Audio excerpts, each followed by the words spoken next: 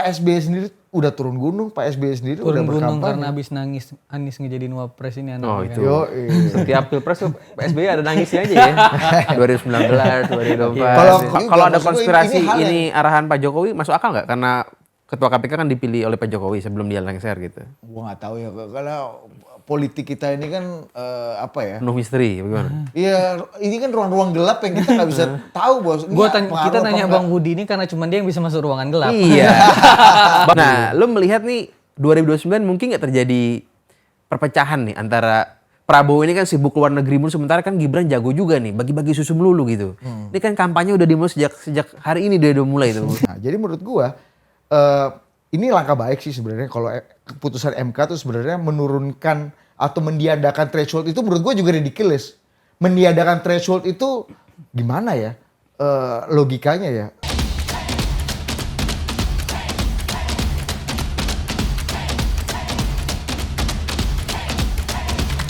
Oke, kembali lagi di Retorika Show. Hari ini kita kedatangan tamu yaitu Bang Budi Adiputro. Ini Mantap. jurnalis dulunya junior sekarang udah legend gitu Udah ya. legend. Anjir. Menuju Pandana Baban. Kayak Hardi Ilyas dong gua. Budi Adiputro menuju Ya, Pandana Baban. Menuju, oke. Ya nanti begitu Belmondo sukses nih sudah kita di Retorika kita ngundang udah kayak Pandana Baban nanti Iya. ya kan. Anjir. Udah info-info orang tua. Itu rokok di tangan juga sama itu. Iya benar-benar. Ini model baru dari gudang garam Udah kretek. udah Bang, enggak usah dijelasin. Udah ini enggak ada iklan dari sana. Iya. Tolonglah beriklan nih. Tolonglah, vape-vape kayak gini tolonglah. Ini masih gelasnya masih Retorika Show nih, masih miskin ini show-nya nih. Ini Mal gimana Mal? parah kebanyakan gelas nih. Pilkada DKI lu happy nggak hasilnya? Oh, happy kita kan. Kan kita sudah berhasil menumbangkan Kang Emil. Lu bukannya waktu itu pernah gue lihat di acaranya Kang Emil sekali? Iya, datang man nggak pernah dipanggil sama Kang Emil. Ini Oh, kecewa gitu gua. lah, Kecewa betul. gua. Kok nggak ada Itulah. job? Udah paling depan duduknya ya. Udah paling depan itu duduknya. Jadi para politisi itu menganggap bahwa kita-kita gitu atau para influencer atau orang-orang opinion leader gitu-gitu lah ya, masyarakat sipil itu nggak dukung lu bukan karena memang nggak dukung, sebenarnya mau dukung, Nggak cuma nggak dipanggil. dirawat aja Nggak ya. dirawat. Baru-baru dirawat. Ditengok juga enggak. Kan Ini gitu. Bang Budi. Mau kalau- nanya nggak dapat Bang, lu nggak pilih gua kemarin. Gua udah begini-begini Emang lu Bang. udah Wah, gua udah nanya? begini-begini. Nggak. Lu nggak Oh, lihat. gitu. Ini si Gamal ini kalau Gibran manggil dia terhormat Bang. Oh, terhormat. Siap dukung Gibran. Terhormat jelas. Gibran mah. Mantap itu Gibran itu. Wah, coba.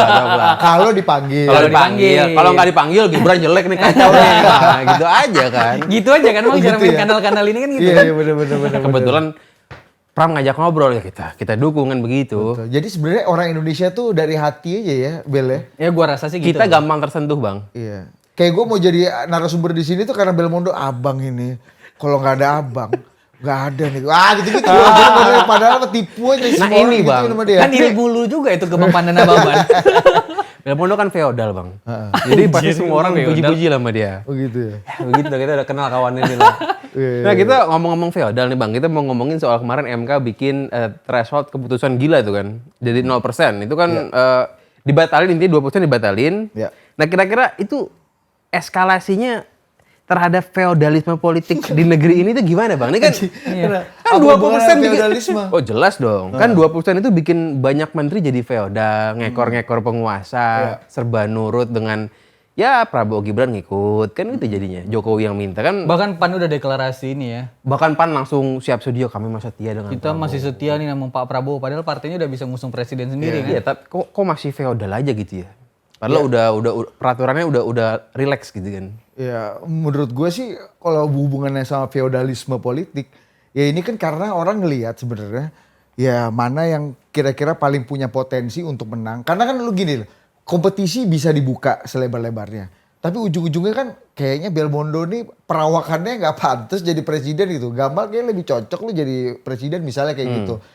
Kayaknya kalau di survei elektabilitas kayaknya mau punya kesempatan apapun gitu, lu bisa maju, kesempatannya terbuka. Tapi kalau lu merasa bahwa kayaknya gue ngukur deh, gue nggak akan mungkin jadi presiden atau gue mungkin hanya cocok jadi wakil presiden. Nah itu juga membuat orang akhirnya berkumpul bersama dengan orang-orang yang berpotensi menang. Jadi sebenarnya mau persyaratnya itu di tinggi ataupun rendah juga karena konsekuensi dari maju kontestasi itu Bel, itu kan sebenarnya ada biaya politik yang sangat mahal.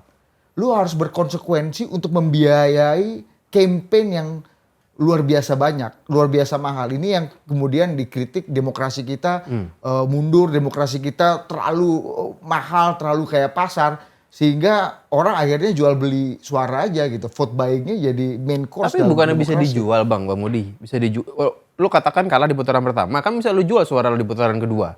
Kan nggak otomatis bro, dijual gimana? Dalam arti saya mendukung pasangan ini sekarang. Ya, Pendukung saya akan saya arahkan nanti untuk beliau, kan bisa begitu kan? ya dalam pengalaman Pilpres 2 putaran yang pernah kita alami tahun 2004 Bel. Lima calon tuh. 5 calon tuh.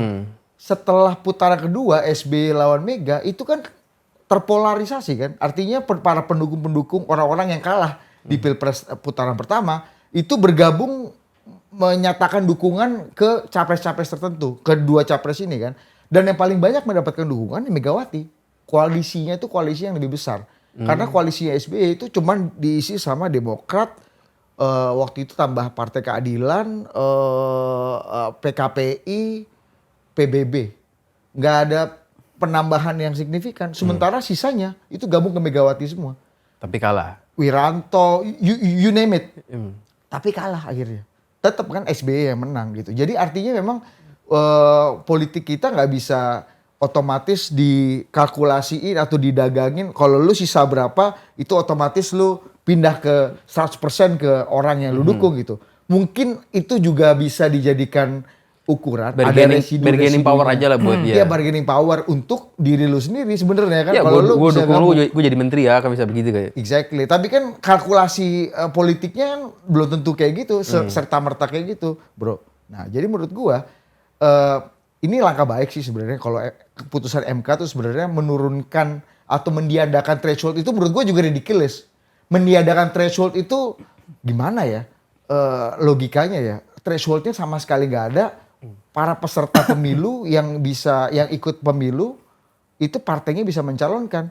Ya nggak ada sama sekali restriksi, nggak ada sama sekali. Di luar negeri kan threshold nggak ada. Gue denger di berita, gue denger Yunarto ngomong gitu Bang. Iya. Di Amerika Latin di mana nggak ada threshold.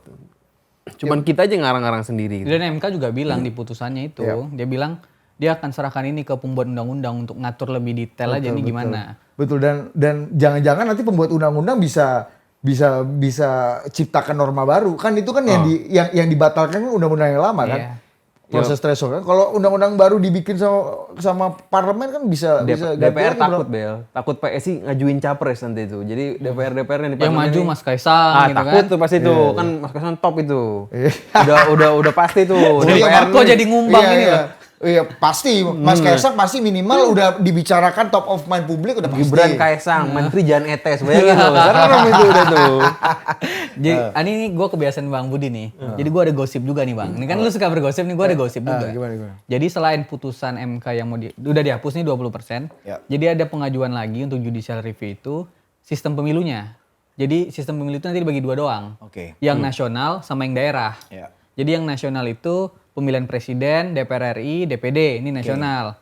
Yang daerah itu yang gubernur, wali kota, DPRD provinsi, DPRD Pilkada. Iya, pilkada sama Dan DPRD. DPRD itu ya. pilkada jadinya. Iya, jadi dibagi dua. Seru tuh. Oke. Gimana menurut lo dengan isu-isu yang begini nih? Ya menurut gua itu ini kan evaluasi sistem pemilu kita dengan pemilu serentak kemarin kita udah tahu bos. Terlalu overwhelmed, terlalu exhausted yang membuat akhirnya perhatian terpecah. Kalau perhatian terpecah, fokus juga terpecah. Kalau fokus terpecah artinya pengawasan dan kontrol publik juga terpecah karena services penyelenggara pemilu juga nggak maksimal. Kita yang mengawasi juga masyarakat sipil gitu ya. Civil society juga nggak bisa maksimal. Jadi menurut gua pembagian pemilu untuk tidak serentak seperti kemarin itu evaluasi yang Tapi kalau digabung wali kota DPRD bagus menurut lu. Cocok tuh ya. Maksudnya DPRD kan dengan wali kota kan Pemilihannya dengan itu nasional gubernur daerah kan gitu ya. karena base-nya pemilu serentak kan. Kalau pemilu serentak artinya gini, sebenarnya kalau menurut gua yang ideal itu tahun 2004 bahwa ketika lu pemilu legislatif baik di tingkat pusat ataupun di tingkat daerah, ketika hasilnya sudah ketahuan ya itu artinya rakyat memberikan kepercayaan kepada lu, kepercayaan yang paling baru, hasil evaluasi yang paling baru, nilai rapot yang paling baru. Kalau lu berprestasi atau lu mendapatkan prestasi dari masyarakat, ya itu akan bisa berpengaruh pada kesempatan lu untuk mencalonkan kandidat di pilpres ataupun di pilkada.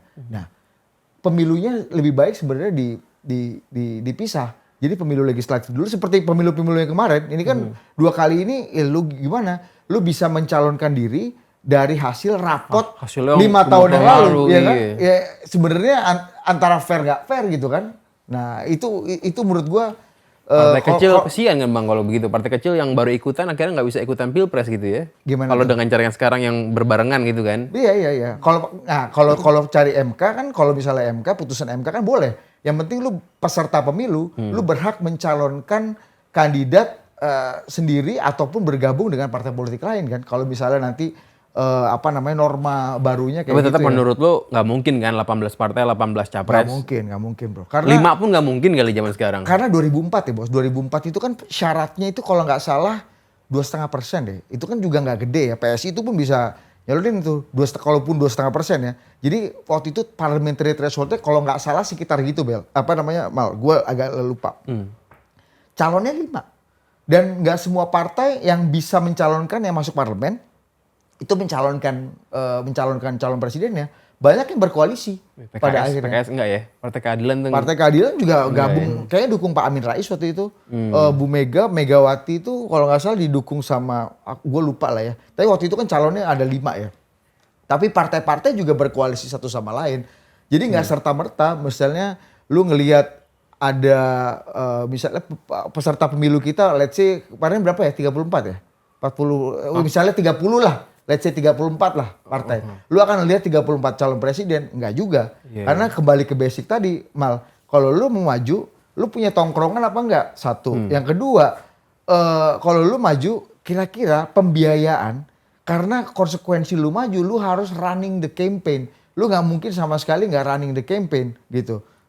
Misalnya Pak Dharma Pongrekun aja kemarin mau nggak mau juga running the campaign meskipun dia udah tahu kayaknya di survei dan di realita politiknya gue berat untuk melawan Pram dan Emil gitu kan, dan Kang Emil, tapi akhirnya kan running juga, sehingga itu yang akhirnya membuat menurut gue keputusan partai politik untuk menggunakan kesempatan ini untuk tadi bargain mendukung yang surveinya juga besar. Dengan kondisi ini kan ini angin segar buat partai kecil. Bisa ada partai Demokrat, the next Demokrat. Baru muncul langsung jadi partai besar. Kalau sekarang kan kenyataannya partai baru pasti jadi gurem semua, Bang Muri. Betul. 10 tahun terakhir kan nggak ada partai baru yang jadi apa-apa ya. Semuanya jadi partai 0, 1, Bener. PSI berapa sih? 2, PSI tumbuh lah dari 1, ke 2, kan. Mantap, pujian lu the best Bang. Iya nggak?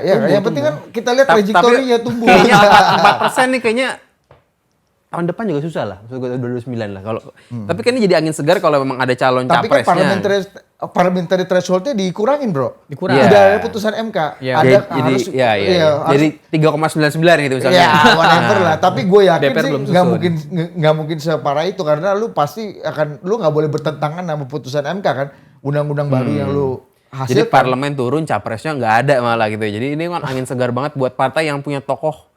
Ya kayak Demokrat zaman dulu gitu ya. Bener. Partai-partai indie atau calon-calon indie. Misalnya Ferry Irwandi ini bisa jadi calon presiden nih. Agam lu buat partai aja Partai Bang. buruh, Bisa iya, jadi presiden. nggak laku gua, nggak Total laku. politik Iya. jadi buat partai. Boleh tuh gimana total Kalau politik? bisa masuk pemilu, ya nggak? Ya maksudnya ada partai kayak ini partai Gurem katakan partai Gelora, tapi kan sebenarnya ada tokoh yang berisik juga kayak Fahri Hamzah gitu-gitu, jadi ada peluang buat ya lu Dia kan pengen banget jadi presiden ngilangin Ya. korupsi setahun ini kan. tapi kayaknya nggak berani maju dia sekarang. Iya sih. Iya. Sebenarnya jadi wakil menteri ini kan. Jadi gitu. Tapi menurut gua ini satu hal yang menarik juga sih, bro. Sebenarnya putusan ini dengan meniadakan threshold sama sekali itu juga nggak masuk akal ya. Karena menurut gua dalam evaluasi pemilu kada kita dari tahun ke tahun itu ada riset yang mengatakan bahwa pilkada atau pemilu-pemilu yang baik di level pusat ataupun di level daerah, ini riset dari gue lupa kalau ada satu jurnal yang ditulis salah satu profesor di Columbia University. Kemarin gue baru ngobrol sama orang yang baru baca jurnalnya, gue juga lupa namanya siapa. Jadi ada tesis, ada riset bahwa proses pilkada kita kan gini, ada yang menganggap bahwa semakin banyak pemilunya maka kerawanan konfliknya makin tinggi. Karena orang akan berkontestasi, orang akan bertarung di situ yang mungkin akan berakibat pada konflik sosial, konflik horizontal. Ada provokatornya. Ada provokator. Jadi pemicu kekerasan sosialnya lebih tinggi kalau kompetisi pemilunya banyak.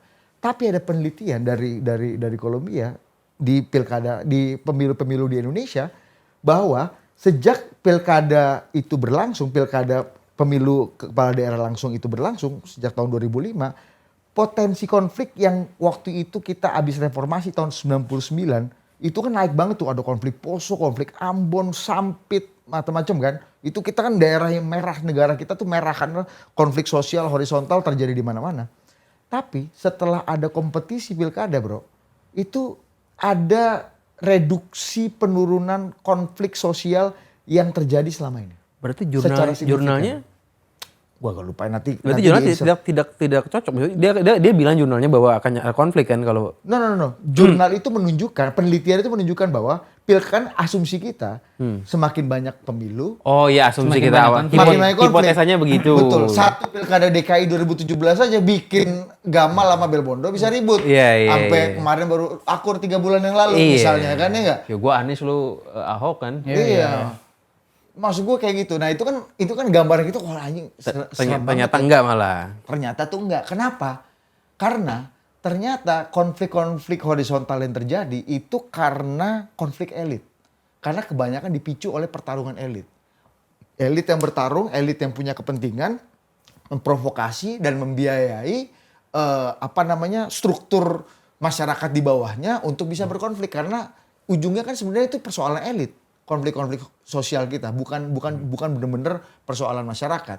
Nah, pilkada karena ada persyaratan-persyaratan pemilu, elit-elit politik di level lokal yang kemudian itu juga bisa direpresentasikan di level nasional, itu mau nggak mau apa Mal? Kalau ada pilkada, ngobrol bos, kompromi bos, bagi-bagi bos. Wah Mal, gini deh Mal, kali ini gue dulu deh jadi calonnya. Lu wakil gue Mal, nanti 5 tahun gue dukung lu. Oke ya. Ini kita bertarung nih Mal harusnya Mal. Ya udah deh, boleh deh. Oke, salaman. Ada proses kompromi-kompromi, pertemuan-pertemuan, ada proses negosiasi-negosiasi yang membuat sebenarnya elit itu ketemu untuk ngobrol. Nah, itulah menurut gua pentingnya sebuah mekanisme pemilu yang namanya threshold. Threshold itu ruang untuk para elit berkompromi, ngobrol dan bersepakat. Berbagi, bertukar tambah, bernegosiasi. Sehingga apa? Ketika gini bos, salah satu alat untuk meredam konflik adalah apa? Perdagangan, niaga, entrepreneurship. Karena lu ketemu, lu mau berapa, gue punya apa, kita bertukar, kita sepakat, salaman. Nah dalam politik kan kayak gitu. Sehingga konfliknya bisa dirijus. Dulu di awal abad Enggak, gue potong. Berarti putusan MK ini adalah putusan yang akan membuat elit saling berantam. agak kemungkinan begitu. Meskipun nggak semua elit berani maju juga kan. Betul. Menurut gua nggak gini. Potensi untuk berantamnya itu bisa jadi lebih besar. Karena apa namanya? Orang bisa ruang komprominya bisa jadi lebih kecil. Itu kenapa Arif Putra di story-nya bilang bahwa 2029 simpen-simpen uang lah. Gloomy. Iya, Karena iya. ada dugaan itu gitu. Betul, doom and gloomy. Tapi gue punya tesis yang agak berbeda lagi-lagi. Meskipun proses prasyaratnya kecil, tapi orang akan mengukur diri. Pertama, ukur diri, lu pantas apa enggak tongkrongan lu, kekuatan partai lu besar apa enggak. Yang kedua, lu punya logistik sebesar apa untuk bisa running the campaign. Karena Bisa menang atau bisa running doang. at least deh running. Running pun mahal kan, apalagi menang itu. Bos, iya running pun mahal apalagi menang. Dan ini levelnya presiden bos. Kita udah tahu kemarin pemilu pilkada, pileg teman-teman kita deh Bel. Yang maju abis 10 miliar aja udah paling 10 miliar gila hemat banget lu. Gitu, itu aja Ya. udah. Minimal lah itu, Nyalek minimal. Iya. aja habis berapa loh kan. Iya kan bahasa-bahasa gitu kan Bel. Apalagi pilpres Bo. Iya kan konsekuensi politiknya. Dan kalau kita tahu pendana partai politik berapa banyak sih? Pendana politik berapa banyak sih di Indo?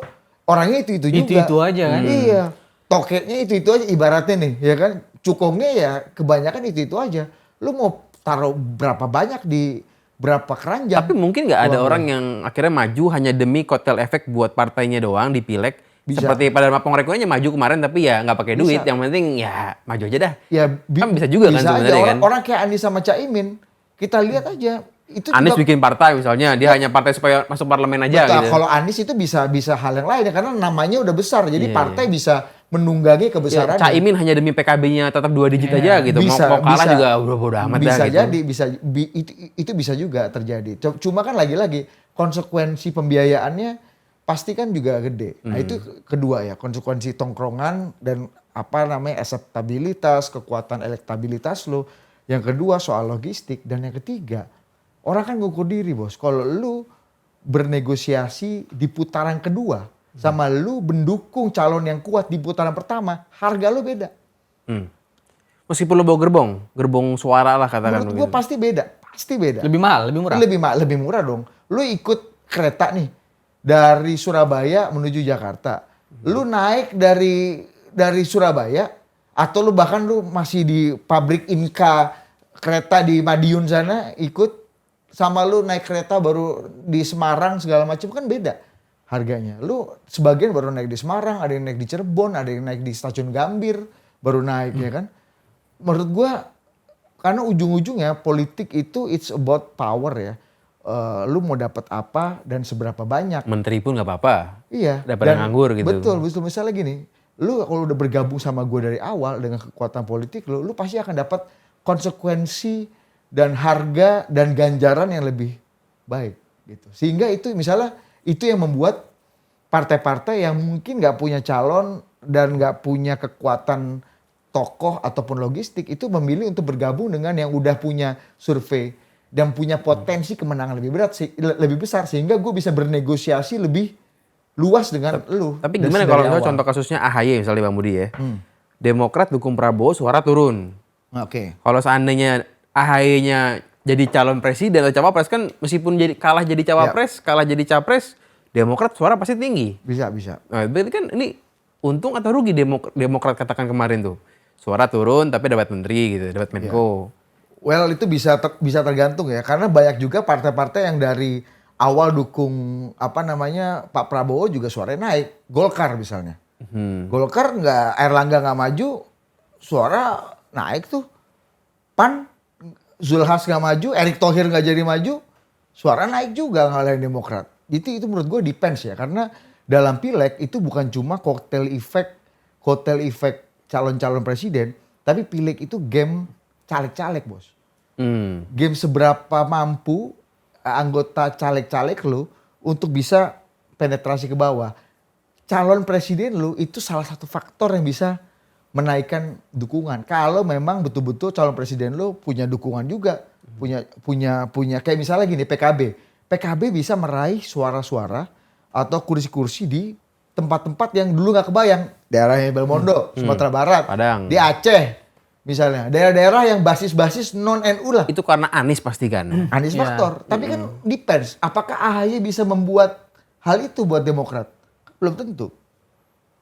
Apakah AHY punya kotel efek itu buat Partai Demokrat?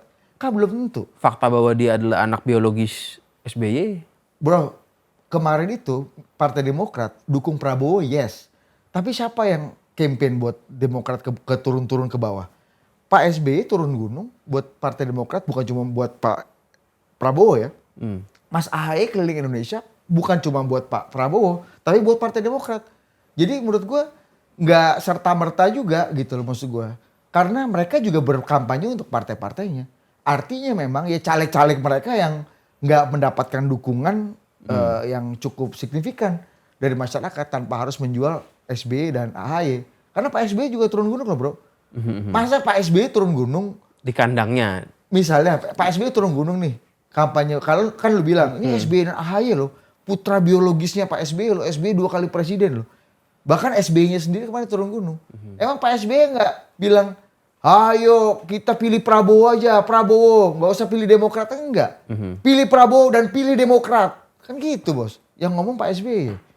Jadi maksud gua, Pak SBY sendiri udah turun gunung, Pak SBY sendiri udah Turun gunung berkampanye. karena habis nangis Anies ngejadiin wapres ini Oh anaknya. itu. Setiap Setiap pilpres tuh SBY ada nangisnya aja ya.